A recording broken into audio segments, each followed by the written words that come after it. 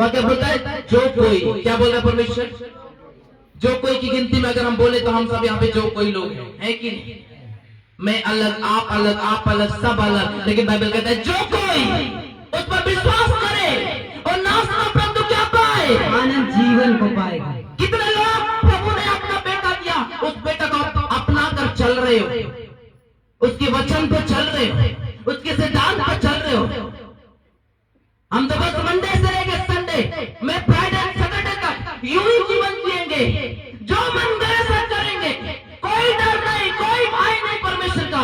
जहां मन किया वहां दौड़ गए, जहां कूदना है वहां कूद गए, जिसको गाली बकना है बक दिए, जिसको घूसा मारना है मार दिए, जिसको चुड़ैल बोलना है बोल दिए, जिसको शैतान बोलना है बोल दिए।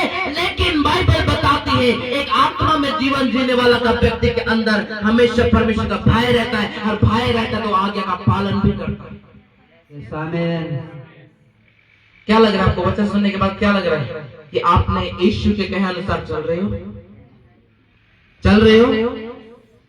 तो फिर एक दिन प्रभु यीशु दूल्हा बन के आएगा, तब हम छूटेंगे कि चले जाएंगे उसके साथ? हाँ, छूटेंगे कि चले जाएंगे? क्यों? आप तो यीशु को मानते हो ना, क्यों छूट जाओगे? प्रभु यीशु दूल्हा बने, अब लगे मतो जब ससुरारी। अब संसार के ससुराल जाने के लिए तो आप 1 महीने से रेडी होते हो, 1 महीने से तैयारी करते हो, लेकिन स्वर्ग का परमेश्वर जिसने आपको मां की कोख से चुना है, जबकि तुम्हारा मां के पेट में तुम्हारा अंग बना नहीं हुआ था, और तुम्हारा कोई अंग सिंचा हुआ नहीं था, ब्लड था, उस समय से प्रभु ने तुझ पर जीत लगाया और कहता है मैंने तो तुझे मां के गर्भ से चुना है। अगर मां के गर्भ से उसने चुना है तो यूहन्ना 3:16 के द्वारा अगर पिता ने आपको पुत्र दिया है, तो आपका भी एक कर्तव्य बनता है कि जो पुत्र आपके लिए धरती में आके जान दे के तीसरे दिन मुर्दे में से जी उठकर चला गया, और वो कहता है युगाना युग जीवित हो, अर्थात जो मेरी आज्ञा मानेगा वह जीवन पाएगा। तो ये आपका फर्ज बनता है कि आप खुदावन की कलाम में चले, आप उसकी कलाम में चले, ना कि लड़ाई में, ना कि निंदा में, ना कि शिकायत में, ना कि डाह में, ना मतवाला। आज लोग हम देखते हैं एक दूसरे का कपड़े देख रहे होंगे, वाह ये तो बहन कितना सुंदर लुगा पहन के आई है रे। हो सकेगा ये बच्चे लोग मैं नहीं जाऊंगी क्रिसमस मनाने। क्यों?